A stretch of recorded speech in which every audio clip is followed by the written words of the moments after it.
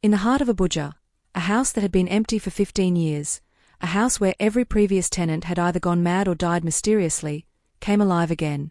And it chose new victims. They were twin brothers, Teo and Bayo, young, successful, full of dreams.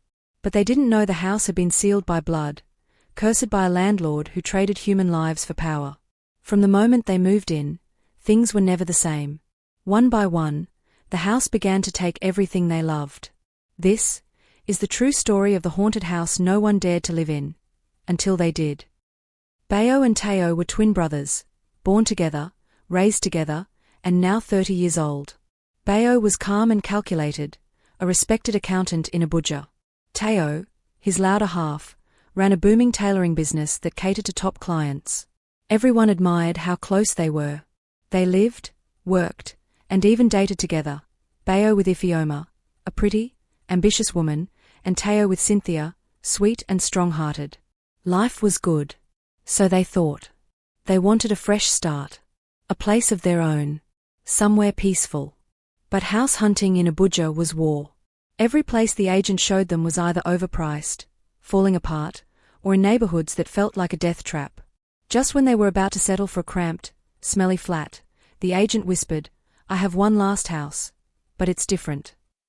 The house was on a quiet road, surrounded by trees. Modern design. Clean walls. Bright tiles. 3 bedrooms. 2 bathrooms. It felt too good to be true, and it was cheap. Teo was overjoyed. "Bro, this is it. This is the one." But Bayo hesitated. As they walked through the house, something pressed against his chest, like hands, invisible and cold. He glanced at a window and saw his own reflection blink at him, slowly. He waited until they got home. "That house is wrong," Bayo said in a low voice. "It felt like it was watching me." Teo scoffed. "Guy, you day think too much. N.A. normal house." Bayo nodded slowly, but deep inside, he felt it. The house wasn't normal. The twins moved in 3 days after signing the lease. They ignored the fact that no neighbors welcomed them. The compound was silent. No children playing, no barking dogs, no sound of generators at night. Just stillness. They threw a small housewarming party. Ifeoma arrived looking glamorous, snapping selfies in every room. Cynthia brought food and laughter. The music drowned out the silence, the shadows, the cold air that hovered behind the curtains even with the windows shut. Bayo tried to enjoy it, but his eyes kept drifting toward the hallway. It seemed darker than it should be. On the 7th night, everything changed. They were both asleep when it started. Cree. It was loud. Wooden. Painful. Like a heavy coffin lid being dragged across stone. The sound crawled through the house, floor to ceiling, wall to wall. It didn't come from outside. It came from inside the walls. Bayo sat up instantly, his body tense. Teo stirred too. "You hear that?" Bayo whispered. "I do," Teo replied, now fully awake. For 2 minutes, the house groaned and creaked like something alive, stretching, shifting. Then, as suddenly as it began, it stopped. Silence. They checked every room. Nothing. No open doors. No wind. Just an eerie calm, as if the house was holding its breath. "Maybe the wood is old," Teo muttered, trying to believe his own words. Bayo nodded but didn't speak. That night, he dreamed of a tall black figure standing over their bed. No face. No eyes. Just long, bony fingers that reached out and touched his chest, right where he'd felt the cold pressure days ago. When he woke, there was a handprint on his shirt. Burnt in. A week passed, and the house remained quiet, too quiet. Until the night Cynthia screamed. It was past midnight. Everyone was asleep when they heard the piercing cry. Teo woke up startled.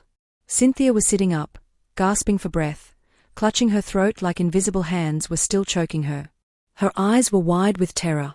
"I couldn't breathe," she sobbed. "Something was on top of me. I felt it. It pressed down. It was cold. It laughed in my ear." Teo wrapped his arms around her, trembling himself. Bayo stood at the door, silent, watching the shadows move across the wall behind her. They rushed her out that night and drove to her apartment. She refused to sleep there again. "I'm not coming back to that house," she said, her voice shaking. "There's something in there, something that hates us." Teo was broken. Cynthia had been his calm, his peace. But now she was distant, afraid. Even her smile seemed different, tight and hollow. Bayo didn't argue with her. He understood. Because things had already begun to rot. They heard footsteps in the hallway, soft at first, then running. Their bedroom lights flickered like candle flames about to die. They saw shadows pass under doors, but no one was there. Sometimes the TV turned on by itself, playing black and white images of a man digging a hole in the backyard. Once, Bayo entered the kitchen and saw all the pots boiling. No fire, no gas, just bubbling water and rising steam. And then the laughter began. Low, deep. Sometimes from the walls. Sometimes from the bathroom mirror. It never laughed during the day. Only after midnight. When fear tasted the strongest. After Cynthia left, she barely picked Teo's calls. But Ifeoma stayed. She started visiting more often, cooking, smiling, pretending to care. At first, Bayo was grateful.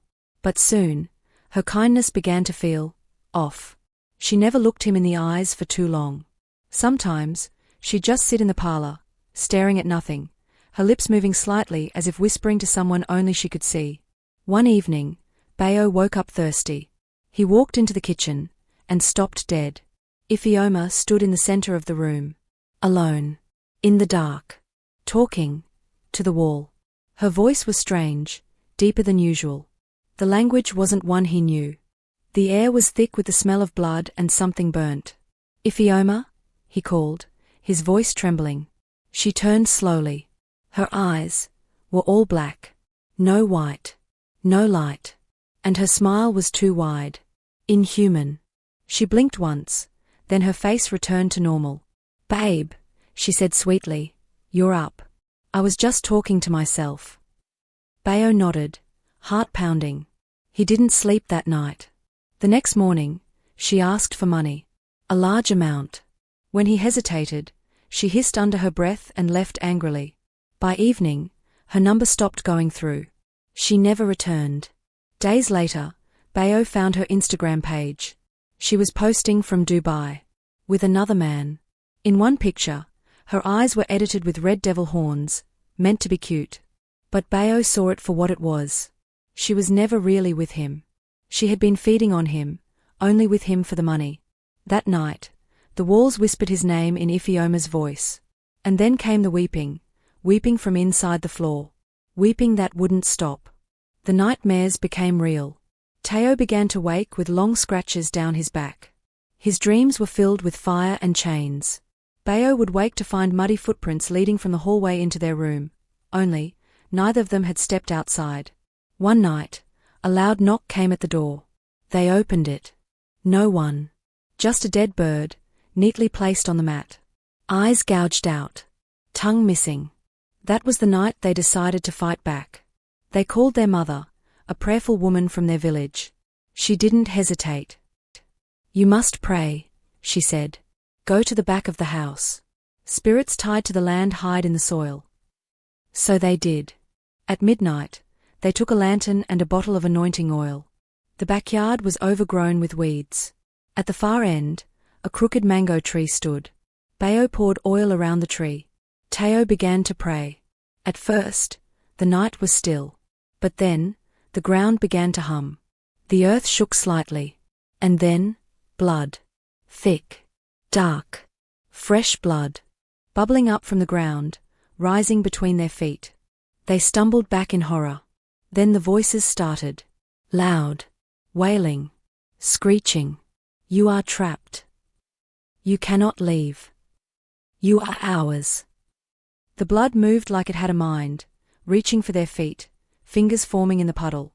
A woman's voice shrieked, "And why blood is bound to this house. Your blood will join mine." They ran. The house groaned and vibrated, as if angry they disturbed its slumber. That night, they didn't sleep. Because under the floor, they could hear the voices now. Whispering. Begging. Mocking. Waiting. After the night of the bleeding ground, the twins were done. They packed their bags the next morning and swore never to return. "We'll stay with Mum for a few months," Teo said. "We'll save, we'll heal." Bayo nodded. He had no more strength to argue. And for the first time in weeks, they breathed. Their parents welcomed them with open arms. Their mother prayed every night. Their father anointed their heads with oil. Slowly, things started to look up. Bayo got a freelance job online. Teo borrowed a sewing machine and started stitching again. They smiled again. They laughed again. They raised just enough money for rent. They were ready to begin anew. But the house wasn't done with them. The day before they planned to rent a new place, Bayo got a call. His bank account was wiped clean. "I swear I didn't make any transfer," he told the bank. But the app showed a transaction to an account with no name.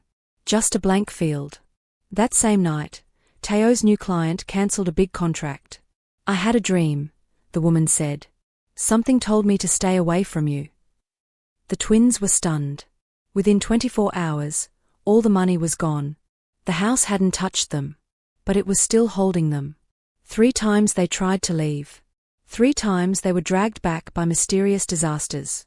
Always a day before they would pay new rent. Always something unexpected. A robbery. A car accident. A sick family member. And the 4th time? It was Cynthia. She had an accident. And the exact money they saved was the cost of her emergency surgery. They paid it. Of course they did. And as they sat in the hospital, broke again, Bayo whispered, "We are still in that house, even though we left." They returned to the house again. Not by choice. Cynthia had survived the accident, but now walked with a limp. The hospital bill devoured everything they had, and with nowhere else to go, the twins dragged their broken spirits back to the place they swore never to see again. The moment they stepped through the gate, the wind changed. The air felt thicker. The silence swallowed them. No birds. No breeze. Not even the hum of distant traffic. They unlocked the door, and it creaked. Inside, the smell of dust and rot had grown stronger, mixed now with something sour. Something alive. The clock on the wall was stuck at 3 a.m. They checked it 3 times. The house had not moved an inch since they left. Except one thing. The mirror in the hallway was no longer cracked. It had fixed itself. That night, they couldn't sleep. Teo stared at the ceiling. Bayo lay on the couch, clutching his Bible, whispering psalms with a trembling voice. Then, the lights flickered, and the mirror called. Bayo didn't want to look. But something pulled him, like invisible fingers hooking into his spine. He stood in front of the glass. And it changed. He saw himself, but not exactly. His reflection smiled when he didn't. Its eyes were sunken, hollow, bleeding. Behind it stood a dozen shadowy figures, some crawling, some grinning, one floating above with a split-open mouth that whispered, "Your soul is already here." He gasped, backing away. But the reflection didn't move. It stayed frozen, still smiling. Then it stepped forward. Out of the mirror. He screamed. Teo ran in, but saw nothing. The mirror was whole. Clean. Normal. But Bayo? He was never quite the same. He started talking to corners. Started humming lullabies in languages he didn't know. He would wake up standing in the backyard, barefoot, eyes rolled back, soil under his fingernails. One night, he wrote something on the wall with charcoal. "I'm not Bayo anymore." They tried calling pastors. No one answered. No one ever answered. Because the house had already closed its gates. Teo had reached his breaking point. He hadn't slept in 2 days. The walls whispered his name every night. Bayo no longer responded to his own name. Sometimes, he just stared at nothing, lips dry, humming low and strange. Teo tried churches again. Everyone they contacted refused to visit the house. "We've heard of that place," one pastor whispered over the phone. "You should have never entered. It belongs to something." He decided to dig deeper. Teo returned to the agent who rented them the house. But the office was gone. Shut down. Abandoned. He asked around the neighborhood. At first, people refused to talk. Some shut their doors on his face. Others crossed themselves when he mentioned the house's address. Until one old man finally spoke. "You live in that place? The one with no compound life? The one with the mango tree?" His eyes widened. "Ah, that house should have been burned." Teo sat with him for hours. The old man told him the truth. The landlord, Chief Obiaka, died 20 years ago. But his son, a man who looked just like him, kept appearing every few years to rent out the house. But here's the thing. No one had ever seen the son in daylight. No ID. No office. No family. Just a pale-faced man with cold hands, who would appear, smile politely, and vanish. "Some say he died with his father during the blood ritual," the old man said. "Some say he never existed." Teo's stomach twisted. Blood ritual. The man leaned closer. "They say Chief Obiaka buried 7 people alive under that house. For wealth. For longevity. He wanted to cheat death. He failed, but the spirits didn't forget." Teo's heart pounded. "How many people have lived there after him?" The old man stared at him. 3 families before you and your brother, and they either all died or ran mad living in that house." Teo ran. He didn't look back. That night, Bayo laughed in his sleep for 2 hours straight. And when he opened his eyes, they were red. Not from tears, but from something inside. It began at exactly midnight. The thunder outside was silent. No rain. No wind. Just lightning, flashing like the heavens were warning them. Inside the house, Bayo was standing in the center of the living room, facing the mirror again. Eyes wide. Not blinking. Teo called his name. He didn't move. "Bayo!" he screamed. Then Bayo slowly turned. But the face looking at him was not his brother's. The eyes were empty black holes.